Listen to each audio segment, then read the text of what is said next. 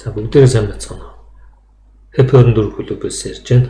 2019 оны 12 сарын 28-ны өнөөдөр бид нас маржин арилжааны Binance бирж дээр яаж хийх талаар бичлэг хийж байгаа. Өнөөдөр short long арилжааны жишээнээс бодтоор үзүүлээ. За энэ бол маржин арилжааны данс харагдж байна. Энд бол одоогоор ямар нэгэн криптовалют ороогүй байгаа. За маржин арилжааны данс руу бирж арилжааны данснаас шилжүүлэхэд бол одоо шимтгэлгүй байдаг. Энэ хоёрын хооронд ингээд мөнгө шилжүүлэхэд ямар нэгэн хөө шимтгэл авахгүй. За энэ exchange төрөвчин дээр 0.18 7056 биткойн байна. Энийг маржин арилжааны данслуугаар шилжүүлээ. За ингээд шимтгэлгүй ороод ирж байгаа. За арилжаа хийж үзүүлээ. BTC USDT дээр арилжаа хийн. Binance биржээс бол тухайн хүн бас мөнгө зээлж болдог. Энийг бол бидэнд бол нэг 4 дахин их мөнгө зээлэх юм их өгсөн байсан. Уртлын бичлэг дээр. За ингээд дашборд дээр ороод ирж байгаа. Энэ дашборд дээр бол ингээд exchange margin futures гэж арилжаа байгаа. Бид бол margin арилжаа хийж байгаа учраас ингээд margin биднээс энэ хөшүүрг бол 5 дахин их мөнгөнд хийж болох боловч бирж тооцоо 4 дахин их мөнгө өгчсэн. За энэ арилжааны хэлбэрүүд бол энэ limit market also арилжааны хэлбэрүүд байгаа. Энэ нөгөө эрсдлийн дүгнэлтийг бас харуулж болтон эндээ бас мөнгө шилжүүлж болж байна. За одоо биднээс биржээс мөнгө худалдаж авъя. Явцын дунд юу энэ limit арилжаа, also арилжаа гэднээс юу гэдэг ингээд харагд мэдгч болов. Энэ бидэнд бол ойролцоогоор 0.0 18 гэдэг чинь 7.5 бараг 4-5 дахин илүү юм арилжааны мөнгө өгч байна. Зээлж болно гэсэн. Биднээс одоо энийг зээлнэ. Цагийн хүүгийн анхаарал 0.041 66 7 гэсэн юм биржийн мөнгөийг зээлж байгаа юм чинь цаг тутам биднээс энэ зээлж байгаа мөнгнөөс ийм хуваар мөнгө буцааж төлөх ёстой байгаа. Бүх арилжаагаа хийсний дараа тухайн валют юм уу USDT-гээрээ буцааж төлдөг. За 50% зээл авъя. За 0.3. За ингээд зээл авчихна. Тэнгүүд биднээс биткойн ороод ирж байгаа. За энэ дээр лимит арилжааг бол та бүгд мэдж байгаа. Маркет гэдэг бол шууд одоо байгаа зах зээлийн ханшаар зарна 7308-аар. Лимит бол тухайн хүссэн ханшин дээр зарах буюу авах ханшаа тавиад тодорхой хугацааны дараа очиход бол зардаг юм арилжааны хэлбэр байгаа. Энэ also буюу one cancelled order гэдэг нэг арилжаан дээр хоёр хэлбэрийн арилжаа хийдэг. Тухайн хоёр хэлбэрийн арилжааны нэг нь биелэхэд бол нөгөөх нь биелэгддэггүй ийм арилжаагаа одоо бол голчлон энийг арья.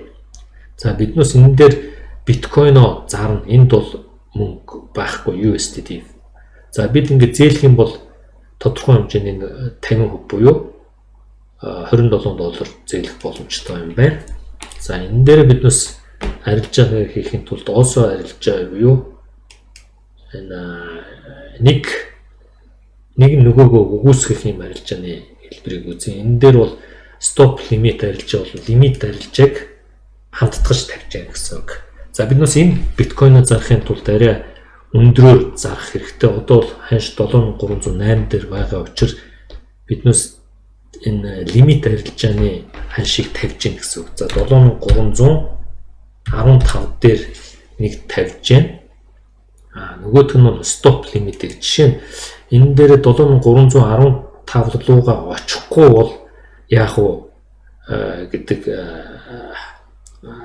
бас нэг хувилбар байгаа. Хоёр л хэлбэрийн арилжааг нэг удаа хийж гэн. Энэ нь биелэхтэй аль нэг нь биелэгдэнэ гэсэн. Тэгэхээр зах зээлийн ханшнаас дээр доор тавьдаг байгаа. За энэ дээр бол 100% биднээс биткойноо зарна. Бага биткойноо. За энд бол стоп лимит арилжааг тавихад бол зах зээлийн ханшнаас арай доогуур тавина. Жишээ нь стоп ханшин дээр ирэхэд 7290.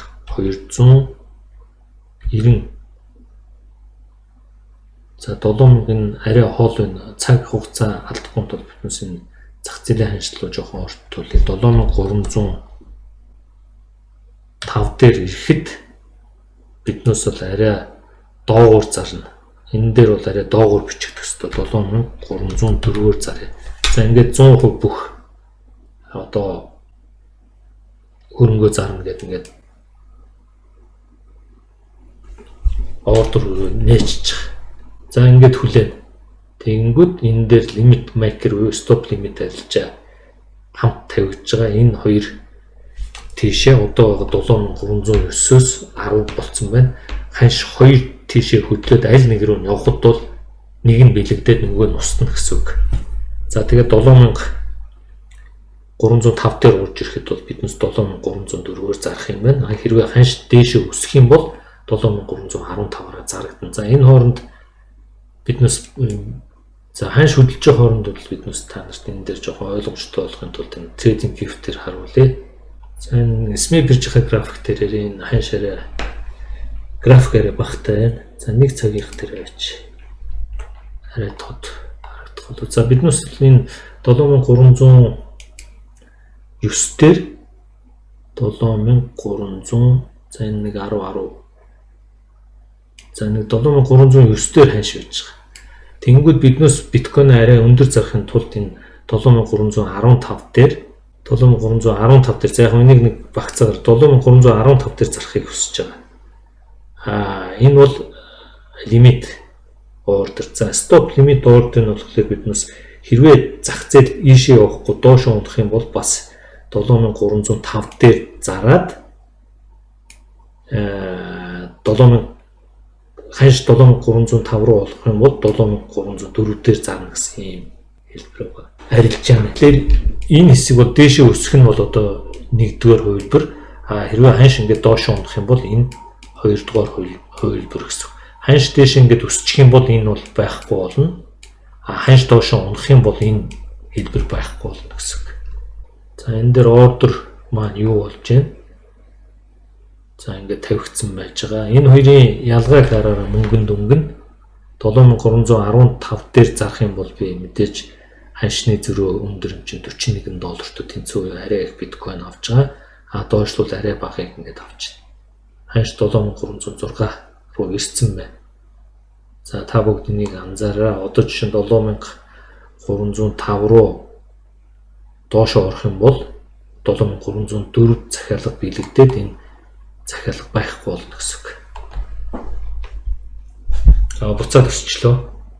Зарахад бол яг үүний эсрэгээр лимит ордероо доор нь тавиад дээр нь стоп лимитэд тавина. Стоп лимитэд тавихтаа доод толд нь бол тигр ханшаа тавиад тигр ханштай орсон үед бол дээдлийнх нь бол биелэгдэнэ гэсэн үг. Арай өндөр үнээр аавна гэсэн үг. За 7305. За энэ хооронд биднээс бас энэ хундган дээр зарим хүмүүс ингэж ажилдаг. Энэ дээр за энэ хан үүссэн тохиолдолд аль нь их байна гэдэг. За энэ дээр бол одоо хан өндөр их нь энэ арилжих талдаа их байгаа учраас хан шунах магадaltaй. Жишээ за энэ хэдэн 7306 дээр 7306 дээр их захиалга ингээд зарах захиалга их байна гэсэн үг. За энэ ингээд харъя. 7310 дээр нэлээд их захиалга. За нэг гээд ингээд арай их. За энэ дээр бол 7301 дээр их захиалга байна гэсэн. Тэр энэ 4 биткойн 2 биткойн гэдэг. За ханш маань юу болж энэ захиалга маань. За энэ баг арилжаа хийгдсэн байна. Захиалга биелэгдсэн гэсэн үг. За одоо энэ маржин арилжааныхаа биднээс энэ дансыг үзье.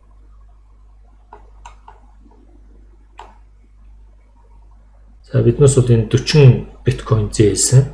Энийг бол хүүтэн буцааж өгнө. За энэ дээр бол бидний ашиг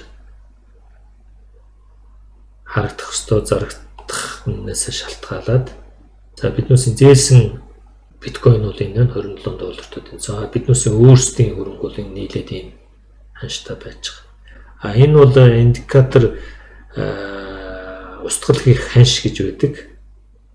Тэр дөө ойртох тутам энэ эрсдэл ихсэн. Устгал хийх ханшнаас арай зайтай болох тусам энэ эрсдэл арай бага гэж заадаг байна. За энэ маржин ордер харъя. За зээлийн төвгүүдийг бас ингэж үзэж болно. 0.3 биткойн зээсэн байна. Сая эднээс цуслагдсан гэсэн. Ингээд үндсэн дэлгэцлүүгээ ороод бас энэ дээр ажиллах боломжтой. Та бүгд дашборд дээр ороод харна. Эндээ бас зээлж болно, шилжүүлж болно. Арилжааны түүхүүд харагдаж байна. За энэ бол биелэгдсэн мэт 7304-өөр 0.056 биткойн авцсан.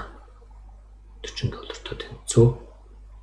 Энэ бол цуцлагдчих 7315. За одоо ингээд биднээс юугаа буцааж өгнө. Юуг зарахт бол эсрэгээр гэдгийг та нар ингээд бас ойлгочроо амархан. За энэ дээр бол ингээд биднээс бас зээлээд аваад арилжаа хийж болно. За $40 тэнцэх USDT зээлж авч болж байгаа. Биднээс биткойн авахын тулд энд бол fiat байх хэвээр. За энэ хичнээн нэг зээлж болох уу? Яг энэ мөнгөөс $68 зээлж авч болох юм байна. За энэ дээр бүгдэн дээр ингээд 100% зээлээд маржин арилжаа хийх хөнгөд за би USDT зээлж байгаа. 7301 буюу ханшаар ийм хэмжээний ийм юунд ингээд авах уу гэж байгаа. За ингээд авъя гэдэг дарангууд биднээс тодорхой хэмжээний захиалга тавигдаад явчихж байна. $68 тэнцэх захиалга хийж байгаа. Лимитээр явуулсан байна. За энийг cancel 7301 лөө орж ирээд дөнгөж сая та нар харлаа. Дарагдчихлаа. Энэ лимитийн яагаад байсан учраас одоо биднээс биткойнтой болсон байгаа. Маржин арилжааныхаа данс руу оръё. За ингээд нөгөө биткойн чинь зээлийн биткойн ороод ирж байгаа. Яг тэгвэл доллараар авсан юм чи. За энийгээ буцаад төлөхдөө биткойноороо хэрвээ би доллар зээлсэн бол за энд бол USD доллар $27 эднүсийг буцааж өгнө. Арилжаагаа хийчихэд. За биднээс зээлсэн биткойн дээр арилжаа хийж үзүүлээ.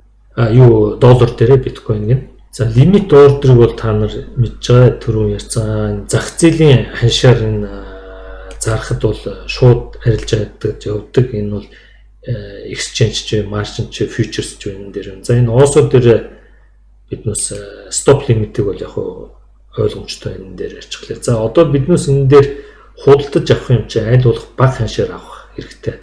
Тийм учраас энэ дээр нэг одоо зах зээлийн ханш 7303 та байна.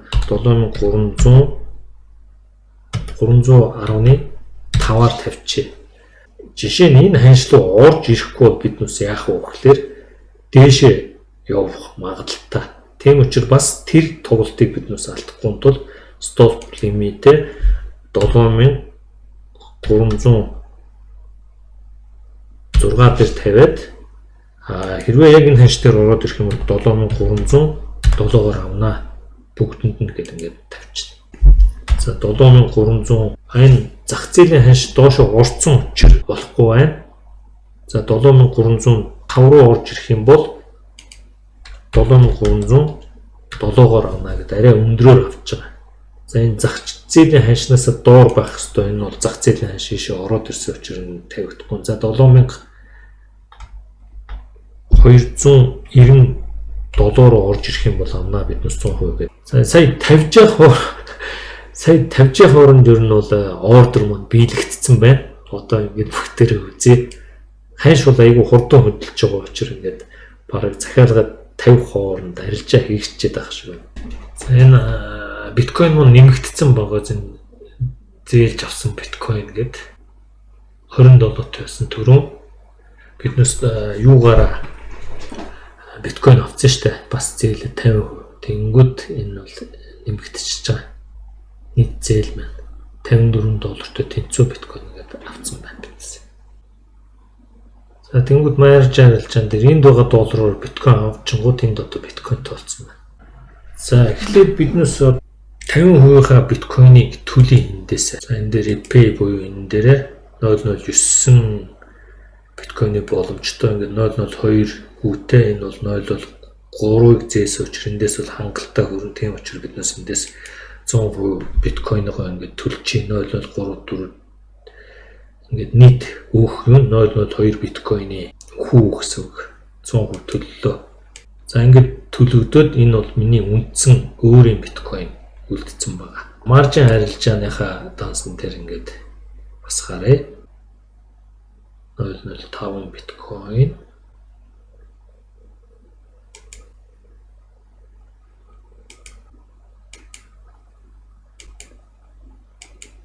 За ингээд бүрэн төлөгдсөн. Одоо төлөх юм байхгүй болц тэ. За ингээд би биржээс авсан биткойноо төлцсөн юм уу те. За одоо энэ долларыг төлнө. Долларыг төлөхийн тулд надад $27 төлөх ёстой. Ингээд төлөх гээд үзье болохгүй байгаа. Тийм учраас би $27-д тэнцэх биткойноо зараад ийшээгээ оруулаад буцаагаад төлнө гэсэн үг.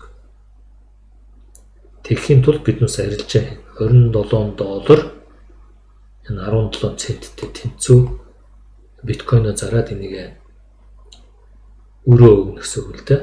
За маржин арилжааных дашборд руу оръё. 17 за нэг $28 тэнцэх биткойн зарчээ тийм ээ. Хүлээхгүйгээр шууд маркет арилжаагаар нь зарчээ гэж бодож байна. 20 цэг надад ийм биткойн байна. $10 болох юм байна. 25% зарвал. За 70% зарахад бол надад $27 лимитээр зарахгүй. За зараа. За ингээд ордер биелэгдчихэж байгаа. Би эндээс одоо биткойн зараад суларсан доллароо 27 за $30 ч хүрнэ шүү дээ. Нөгөө Binance-аас авсан зээлээ төлнө. За wallet руугаа ороод харъя. Эндээсээ төлбөрөө хийн, дуусгана. Биржээс би доллар авсан, биткойн авсан. Биткойноо түрүүн төлсөн. Одоо долларыг төлж барагдуулах ёстой. Доллар маань хаана энэ $30 миний даасанд ороод ирсэн. Энд бол биткойн багассан $27 тэнцүү би биткойн зээлсэн. Миний нийт биткойны хэмжээ бол $40. Биткойноор $13 гоо. Одоо би юугаа зээлээ төлнө. 100% төлнө $27 төлж. За энд нэг 0.04 шимтгэл үлдчихэж байгаа шиг тэрийг бас дахиад төлөх ёстой би. За $3 тэнцүү. За би энийг үлдэгдлээ өөрийнхөө exchange руу шилжүүлчих болно. Exchange данс руу. Энд 0 болсон. За энийг бас би exchange данс руу шилжүүлээ. Энийг үлдэгдэл биткойн байна. За энийг exchange руу шилжүүлнэ. За ингээд нөлчж байгаа. За ингээд манай бичлэгийг үзээд та бүгд асуух зүйл байвал асууж сонирхороо коммент дээр бичээрэй. Биднээсийн сошиал сувгууд дээр лайк, subscribe хийгээрэй. За ингээд та бүгдийн харилцаанд амжилт хүсье. Анхаарал тавьсанд баярлалаа. Дараагийн бичлэг хүртэл баяр та.